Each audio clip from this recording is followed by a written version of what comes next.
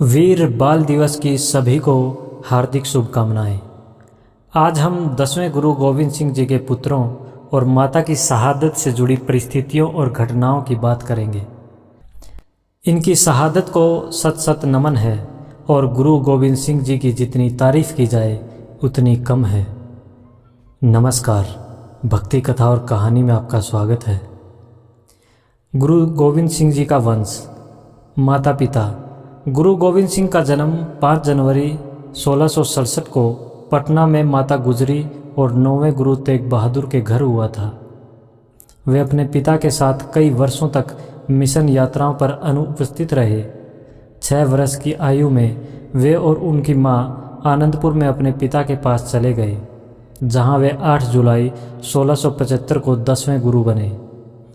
जब वे मुगल दरबार के हाथों अपने शांति प्रिय पिता की शहादत के तुरंत बाद 9 वर्ष की छोटी सी आयु में ही 10वें गुरु बन गए। माता गुजरी ने अपने छोटे बेटे के लिए विवाह के माध्यम से संबंध बनाने की कोशिश की। 1673 में उन्होंने 6 साल की उम्र में अपने बेटे की शादी लाहौर के खत्री वंश के सुबक्की हरिजस की बेटी जीतो से कर दी। 9वें गुरु की शहादत के 1 साल के भीतर 10 साल की उम्र में गुरु गोविंद सिंह ने 21 जून 1677 को आनंदपुर के उत्तर में बसंतगढ़ के पास कैंप गुरु का लाहौर में अपनी पहली पत्नी जीतो से विवाह किया। कोई संतान न होने पर अपनी माता गुजरी के कहने पर गुरुजी ने 17 वर्ष की आयु में 4 अप्रैल 1684 को पुनः विवाह किया।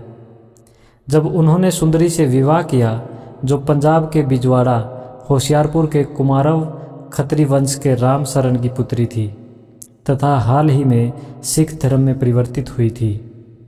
अंततः 15 अप्रैल 1700 को जब लड़की के पिता ने बैसाखी के त्यौहार के दौरान सार्वजनिक रूप से प्रस्ताव की घोषणा की, गुरुजी ने साहिब देवन कौर को अपनी आध्यात्मिक पत्नी के रूप में स्वीकार किया, जिनका जन्म 1 नवंबर 1681 को पाकिस्तान के रोहतास झेलम के खत्री वंश के जसदेवी और रामू बुसी के घर हुआ था।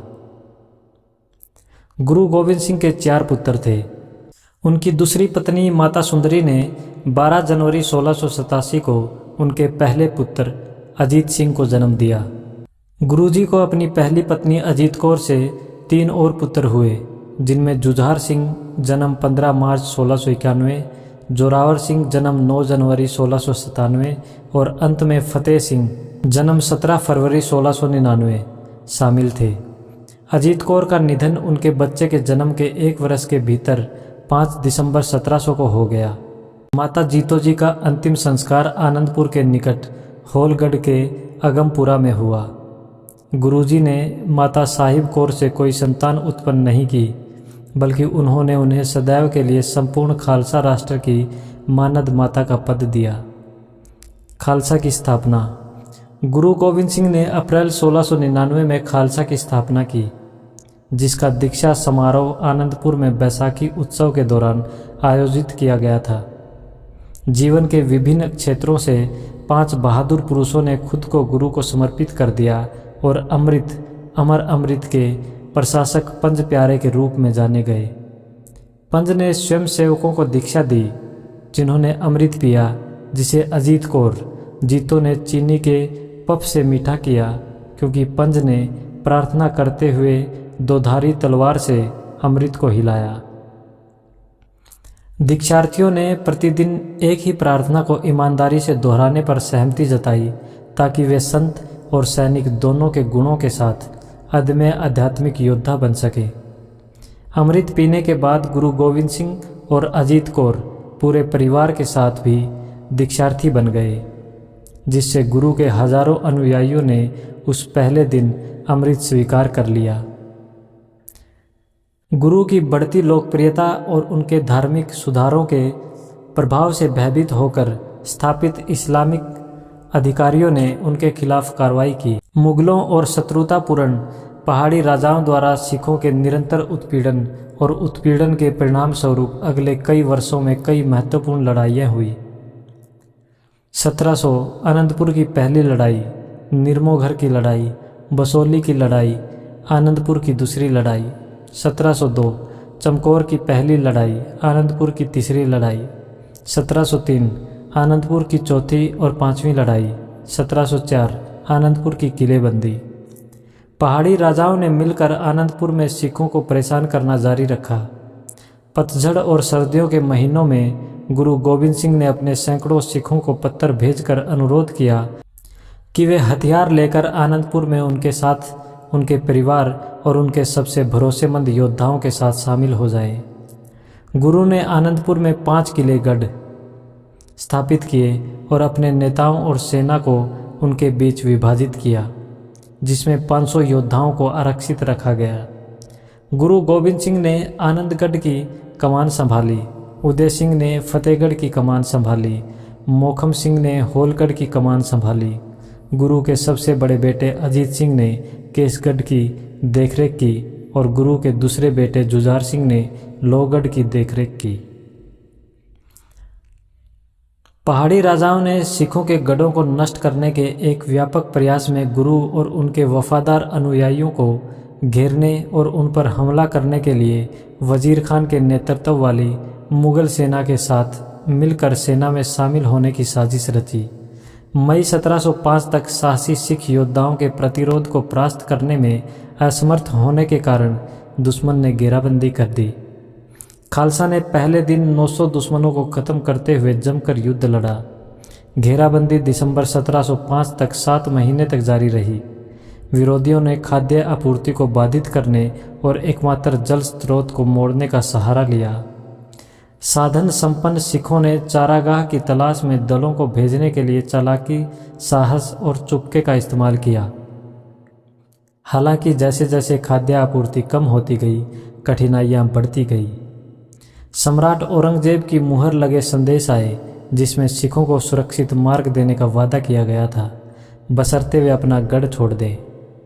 गुरु गोविंद सिंह को विश्वासघात का संदेह हुआ और उन्होंने अपने सिखों को धैर्य रखने की चेतावनी दी, लेकिन कई लोग गंभीर अभावों की पीड़ा से बचना चाहते थे और उन्होंने गुरु पर खाली करने का दबाव डाला।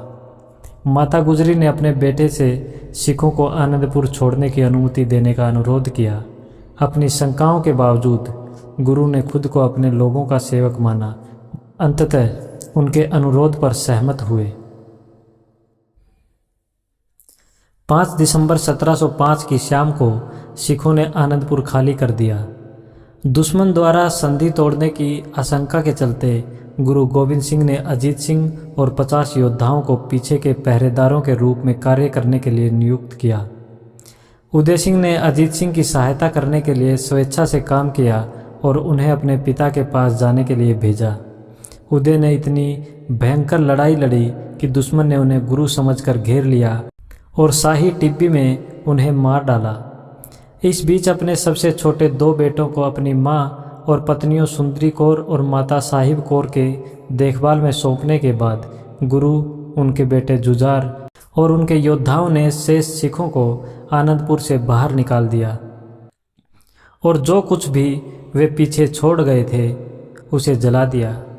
गुरुजी ने भाई जीवन को अन्य 100 योद्धाओं के साथ अजीत सिंह को खोजने और सिख परिवारों के भागने के दौरान दुश्मन को रोकने के लिए भेजा। 6 दिसंबर को भोर से ठीक पहले कारवां सरसा नदी पर पहुंचा और पाया कि वह पूरी तरह से उफान पर थी। दुश्मन उनके पीछे पड़ा हुआ था, इसलिए आगे बढ़ने का एकमात्र रास्ता विश्वासघाती नदी को पार करना था। गुरु गोविंद सिंह अपने योद्धाओं, अपने परिवार और अपने वफादार सिखों के साथ बाढ़ वाली नदी की तेज धारा में कूद पड़े। भयंकर ठंडे बाढ़ के पानी ने दोनों संपत्तियों को बहा दिया, जिसमें कीमती ग्रंथ और लोग शामिल थे, जिनमें से कई पार करने में बच नहीं पाए। अजीत सिंह ने पिता गुरु गोविंद सिंह और भाई जुझार सिंह को पकड़ लिया और उन्हें भाई जीवन सिंह की मृत्यु की सूचना दी। गुरु अपने बेटों और योद्धाओं के साथ घनौला गांव की ओर बढ़े। दुश्मन सेना अभी भी पीछा कर रही थी। गुरु गोविंद सिंह ने भाई बचित्तर सिंह और अजीत सिंह को अन्य 100 योद्धाओं के साथ सरहिंद के राजा अजमेर चंद को रोकने के लिए मलकपुर रंग हरान भेजा। राजा अजमेर चंद के खिलाफ युद्ध में बहुत से बहादुर सिख योद्धा मारे गए। 6 दिसंबर 1705 की उस दुर्भाग्यपूर्ण रात को प्रस्थान करने से पहले गुरु को देखा गया था तथा उनके ठिकाने के बारे में भी बताया गया था। माता सुंदरी और माता साहिब कौर सुरक्षित रूप से नदी पार करके मोरिंडा रोपड़ पहुंच गई, जहां उन्होंने 6 दिसंबर 1705 की रात बिताई। भाई मनी सिंह ने उन्हें 7 दिसंबर 1705 की सुबह दिल्ली भागने में मदद की, जहां उन्होंने जवाहर सिंह के घर में शरण ली। माता गुजरी जोरावर सिंह और फतेह सिंह के साथ सुरक्षित रूप से पार करने में कामयाब रहीं, लेकिन भ्रम और तबाही के दौरान गुरु से अलग हो गई। वे सेरही पहुंच गए, जहां उनकी मुलाकात गंगू से हुई, जो पहले उनका नौकर था। उसने उन्हें अपने घर में शरण दी। 6 दिसंबर 1705 की रात को उसने उनके साथ लाया हुआ सोना लूट लिया। गंगू ने सोने को दफना दिया और संदेह को दूर करने के लिए पड़ोस के चोरों के बारे में एक कहानी गढ़ी। चूँकि उसके घर में कोई और नहीं था, इसलिए माता गुजरी ने गंगू का सामना किया। फिर उसने उसे अपने घर से बाहर निकाल दिया और एक अधिकारी से मिलकर उसे और साहिबजादों को गिरफ्तार करने की साजिश रची। फिर उसे पकड़ने के लिए इनाम में हिस्सा लिया। 8 दिसंबर 1705 को उन्होंने पुलिस अधिकारियों जानी खान और मणि खान को सूचित किया, जिन्होंने माता गुजरी और उनके पोतों को मोरिंडा रोपड़ के गवर्नर को सौंप दिया, जिन्होंने उन्हें सरहिंद के शाही वायसराय नवाब वजीर खान को सौंप दिया, जहां उन्हें 9 दिसंबर 1705 को कैद कर लिया गया। लगातार पीछा कर रहे दुश्मन की बड़ी संख्या वाली रेजिमेंटों के साथ गुरु गोविंद सिंह, उनके बेटे और उनके 40 वफादार सबसे भरोसेमंद योद्धा, जिनमें भाई बचित्तर सिंह और 3 भाई भी शामिल थे, आगे बढ़े। उस रात 6 दिसंबर 1705 उन्होंने चमकौर के पास राय जगत सिंह की जमीन पर डेरा डाला, यह जानते हुए कि 1 लाख से ज़्यादा और 700 घुड़सवार दुश्मन सेनाएं उनका पीछा कर रही हैं। गुरुजी ने एक दीवार वाले परिसर में शरण लेने की अनुमति मांगी। अनुमति मिलने के बाद गुरु और उनके योद्धाओं ने अपनी स्थिति को मजबूत करना शुरू कर दिया। 6 दिसंबर 1705 की पूरी रात गुरु गोविंद सिंह ने अपने बेटों और 40 वफादार योद्धाओं को आने वाली भीड़ से लड़ने के लिए तैयार रखा। चमकौर में एक बार पहले भी युद्ध लड़ चुके और परिसर और आसपास के इलाके से परिचित होने के कारण उन्होंने रणनीतिक रूप से अपने सिंहों को सबसे ज़्यादा फायदे में रखा। कोठा सिंह और मदन सिंह ने परिसर के उत्तरी हिस्से में एकमात्र प्रवेश द्वार के दोनों ओर अपनी स्थिति बना ली। 4 बाहरी दीवारों में से प्रत्येक के साथ 8 सिंह तैयार खड़े थे, जिनमें बचित्तर सिंह के भाई अजब सिंह, अजायब सिंह, अनिक सिंह शामिल थे।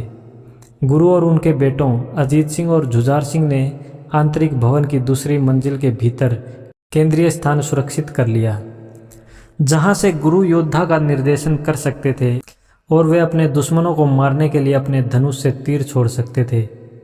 अलीम सिंह, दया सिंह, मान सिंह और संत सिंह ने सबसे ऊपरी मंजिल पर सुविधाजनक स्थान बनाए। 7 दिसंबर 1705 को सूरज की पहली किरणें उगते ही संधि की शर्तों के साथ आत्मसमर्पण करने का अल्टीमेटम आ गया। मुगल शाही अधिकारियों ख्वाजा मोहम्मद और नाहर खान ने मांग की कि गुरु और उनके योद्धा खुद को इस्लामी कानून के अधीन कर लें। अपने फैसले में एकमत बेदाग गुरु, उनके साहसी बेटों और वीर योद्धाओं ने निडरता से उपहास किया और मना कर दिया। तीव्र आक्रोश व्यक्त करते हुए साहिबजादे अजीत सिंह ने मुगल दूत को चुप रहने और कुत्ते की तरह अपने स्वामियों के पास वापस जाने की चेतावनी दी, जब तक कि उसकी सांसें बाकी हैं। मुगल अधिकारियों ने अपनी टुकड़ियों को बिना किसी दया के हमला करने का आदेश दिया। 1 लाख से ज़्यादा मुगलों ने गुरु, उनके 2 बेटों और 40 बहादुर योद्धाओं पर हमला किया। सिंहों ने अपने पास मौजूद कुछ हथियारों का इस्तेमाल करके तेजी से और आश्चर्यजनक क्रूरता के साथ जवाब दिया। हिम्मत सिंह ने मैचलॉक मस्कट मुहैया कराए थे। जब बारूद और गोले ख़त्म हो गए और तीर ख़त्म हो गए तो उन्होंने हाथ के हथियार, कृपाण, तलवारें, भाले, ढाल, नुकीली गदा, डंडा, चाकर, कटार और ऐसे ही हथियारों का इस्तेमाल किया। गुरु के योद्धा अंत तक वीरतापूर्वक डटे रहे। अपने शत्रुओं का निर्भयतापूर्वक सामना करते हुए उन्होंने बिना किसी शिकायत के वीरतापूर्वक मृत्यु को गले लगा लिया। 5 वीर योद्धा एक साथ इकट्ठे हुए और मृत्यु का स्वागत करने के लिए द्वार से बाहर निकले। अमर वीरता से जयकार लगाते हुए उन्होंने अपनी अंतिम सांस लेने से पहले अपने असंख्य शत्रुओं को मार डाला। दान सिंह, ध्यान सिंह और खजान सिंह ने अपने दुश्मनों के बीच जाकर उनके दिलों में दहशत पैदा कर दी। तीनों ने जबरदस्त जीत हासिल की, लेकिन अपनी किस्मत को सलाम किया। मुखम सिंह ने दर्जनों बंदूकों और दर्जनों गोलियों के हमलों को झेलते हुए भगवान के सामने सिर झुकाया। हिम्मत सिंह ने अपने गुरु के सामने जाकर विदाई ली और अपने वधकर्ताओं को प्रणाम करते हुए अपने प्राण त्याग दिए। 5 क्रूर योद्धाओं के दूसरे समूह ने वीरतापूर्वक भयंकर गर्जना करते हुए अपने विरोधियों से प्राण छीनने के लिए दौड़ लगाई तथा आने वाले हमले के सामने झुकने से पहले अनगिनत लोगों की हत्या कर दी। देवा सिंह और ईश्वर सिंह ने अपने घातक उत्साह की भयावह तीव्रता से अपने दुश्मनों की आत्माओं को झकझोर दिया। अमोलक सिंह, आनंद सिंह, केसर सिंह, कीरत सिंह, लाल सिंह और मोहर सिंह अपने गुरु से आज्ञा मांगने के लिए एकत्रित हुए और आगे बढ़ती हुई भीड़ का मुकाबला किया। बारी बारी से बूंद बूंद करके इन साहसी छाहों ने अपनी अमूल्य जीवन शक्ति को बहा दिया और इस दौरान अपने विरोधियों की संख्या को कम करते गए। गुरु द्वारा मारे गए शाही अधिकारी गैरत खान और नाहर खान अनगिनत दुश्मन सैनिकों के साथ मारे गए, जिन्हें उनके बलिदान से अमर हुए निडर शहीदों ने मार गिराया। वीरतापूर्ण प्रयासों ने गुरु और उनके साहसी योद्धाओं द्वारा की गई रक्षा में घुसपैठ करने के दुश्मन के प्रयास को रोक दिया। रात होने तक किले पर कब्जा बनाए रखने के लिए दृढ़ संकल्पित गुरु गोविंद सिंह के 2 बड़े बेटों ने अपने प्यारे पिता से विनती की और उनसे अनुरोध किया कि वे भी निडरता से अपने दुश्मनों का सामना करें, जैसा कि उनके साथियों ने किया था। साहिबजादे अजीत सिंह अपने 19वें जन्मदिन के कुछ ही हफ्तों के भीतर, जबकि उनकी शादी नहीं हुई थी, लेकिन वे पहले से ही एक अनुभवी योद्धा थे। उन्होंने अपने पिता से परिसर की दीवार को छोड़ने, अपने साथियों के हत्यारों का सामना करने और मृत्यु से विवाह करने की अनुमति मांगी। अलीम सिंह, बीर सिंह, ध्यान सिंह, जवाहर सिंह, सुखा सिंह ने उनके साहसी हमले का अनुसरण किया और निडरता से उनके पीछे पीछे चले। दरांती की तरह फैलकर उन्होंने अपने दुश्मनों की पंक्तियों को काट डाला, जैसे कि वे खेत की कटाई कर रहे हों। सिंहों ने इतनी भयंकर लड़ाई लड़ी कि कोई भी दुश्मन उनसे अकेले हाथ नहीं मिला सकता था। जैसे ही सूरज आसमान में नीचे गिरा, उनकी कटी हुई तलवारों और भालों की मार से सैकड़ों लोग मारे गए। अंत में हताश होकर मुगल अधिकारी जबरदस्त खान ने अपने पैदल सैनिकों और घुड़सवारों की पूरी ताकत का उपयोग करके एक घातक जवाबी हमला किया और 6 वीर सिंहों के समूह को भारी संख्या में कुचल दिया। सिंह एक साथ मारे गए। मृत्यु में भी उतने ही साहसी थे जितने कि उन्होंने जीवन में जिया था। साहिबजादे जुझार सिंह ने अपने प्यारे बड़े भाई को शानदार शहादत प्राप्त करते देखा। अपने 15वें जन्मदिन तक केवल 3 महीने शेष थे। उन्होंने अपने पिता को समझाया कि वे किले में रहते हुए शहीद होने के बजाय मैदान में सम्मानपूर्वक मृत्यु चाहते हैं और अनुरोध किया कि उन्हें भी अपने भाई की तरह शहादत प्राप्त करने की अनुमति दी जाए। 5 शेर दिल सिंह उनके साथ युद्ध के मैदान में एक चक्कर की तरह अपनी पीठ सटाकर आगे बढ़े। हथियारों से वार करते हुए वे विरोधियों के क्षेत्र को चीरते हुए आगे बढ़े। उनके चारों ओर लाशें गिर रही थी। जैसे जैसे वे लड़ते गए, सूरज क्षितिज की ओर नीचे होता गया। अपने विरोधियों को क्रूरता से गिराते गए। भयभीत दुश्मन अनिच्छा से धीरे धीरे घातक बल के साथ आगे बढ़ते गए। जैसे जैसे सूरज की आखिरी किरणें आसमान में छाने लगी, शानदार सिंह धीरे धीरे अपनी चोटों के कारण दम तोड़ते गए। हालांकि पांचों साहसी सिंहों के नाम अज्ञात हैं, लेकिन उनके शानदार कार्यों को उनकी वीरता ने अमर कर दिया है। दुश्मन की रिपोर्ट का वृत्तांत लिखने वाले मुगल ने लिखा कि सिंहों की युद्ध रणनीति और बहादुरी के कारण वे शिकार की तलाश में पानी में छलांग लगाते मगरमच्छ जैसे प्रतीत होते थे। रात हो गई और गुरु गोविंद सिंह के साथ केवल 5 जीवित योद्धा बचे थे। उन्होंने उनसे भागने के लिए बहुत आग्रह किया। जब उन्होंने मना कर दिया और कहा कि वे भी अपने बहादुर सिंहों की तरह शहीद होना चाहते हैं जिन्हें वे अपने बेटे मानते थे, तो उन्होंने समझाया कि पांचों की परिषद के रूप में वे गुरु का प्रतिनिधित्व करते हैं और वे खालसा का, और इसलिए उनका कर्तव्य है कि वे उनके निर्देशन का पालन करें। उन्होंने गुरु को सिख राष्ट्र के लिए उनके जीवित रहने के महत्व के बारे में बताया और उनके भागने की योजना बनाई। दया सिंह, मूलपंथ पायरा के धर्म सिंह और मान सिंह ने मारे गए दुश्मनों के कपड़े पहन लिए। गुरु गोविंद सिंह ने अपने वस्त्र, कवच और पंख संगत सिंह को दे दिए, जिसने अगली सुबह प्राचीर पर गुरु का वेश धारण कर योजना बनाई। वह गुरु की पगड़ी से पंख अपनी पगड़ी में पहनने का इरादा रखता था, ताकि वह दुश्मनों को इतनी देर तक चकमा दे सके कि गुरु और अन्य सफलतापूर्वक बचकर निकल सके। संत सिंह ने उनके साथ पीछे रहकर प्राचीर की रखवाली करने का फैसला किया। गुरु गोविंद सिंह चमकौर से भाग निकले। 7 दिसंबर 1705 की रात को अंधेरे की आड़ में गुरु गोविंद सिंह और उनके 3 साथी प्रस्थान के लिए तैयार हुए। जैसे ही वे किले से फिसले, एक तीर लगा और संत सिंह को सीधे मार डाला। संगत सिंह को मुगलों की भीड़ का सामना करने के लिए अकेला छोड़ दिया। दीपक बुझाने के लिए तीर चलाते हुए भागने वाले अंधेरे शिविर से अलग अलग दिशाओं में भाग गए। गुरुजी ने अपना सिंह बजाया, अपने हाथों से ताली बजाई और उनके भागने की घोषणा करने के लिए चिल्लाए। अचानक हुई आवाज़ से सोए हुए दुश्मन जाग गए और उनके शिविर में पूरी तरह से अराजकता फैल गई। अपने भ्रम में उन्होंने सोचा कि उन पर रात में हमला किया गया था।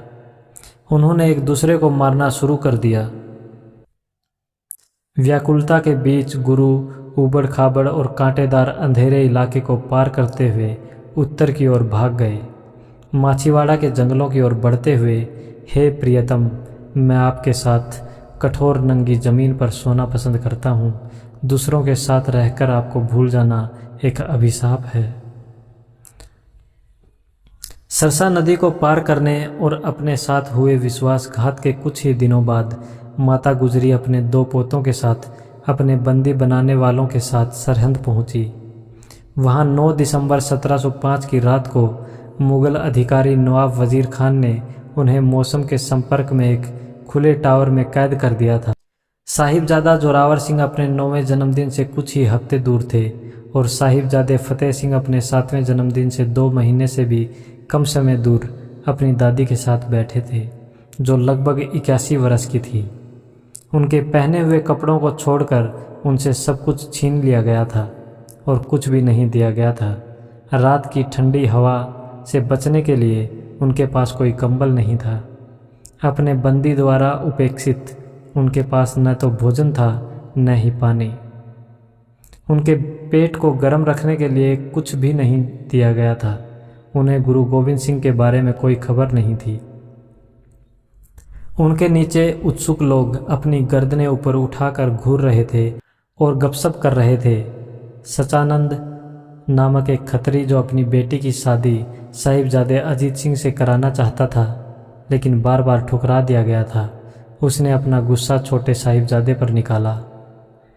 उसने बदला लेने के लिए घोषणा की, ये एक जहरीले सांप की संतान है।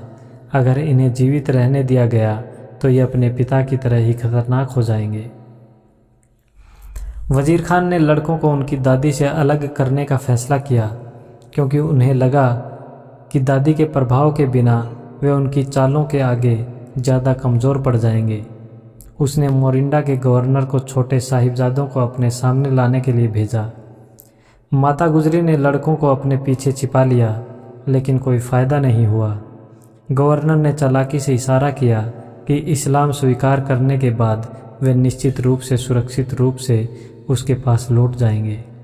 जोरावर ने अपने छोटे भाई का हाथ पकड़ा और गवर्नर से कहा कि वह उन्हें उनके दुश्मन से मिलने ले जाएं। लड़कों का आत्मविश्वास हिलाने और उन्हें ज़्यादा लचीला बनाने की उम्मीद में गवर्नर ने उन्हें बताया कि मुग़ल सेना ने उनके पिता गुरु और उनके सभी लोगों को मार डाला है, जिसमें उनके दोनों बड़े भाई भी शामिल हैं। छोटे साहिबजादों ने अपने बंदी बनाने वालों के सामने झुकने से इनकार कर दिया। जब उन्हें एक छोटे दरवाजे से गुजरने के लिए कहा गया तो सिर्फ उनके कंधों तक ही पहुंचता था, तो वे सिर झुकाने के बजाय पीछे की ओर झुके और पहले पैर से अंदर घुसे। नवाब वज़ीर खान ने साहिबजादों से मीठी आवाज़ में बात की और उन्हें बताया कि उनके चेहरे कितने प्यारे हैं और उनकी बहादुरी की तारीफ़ की।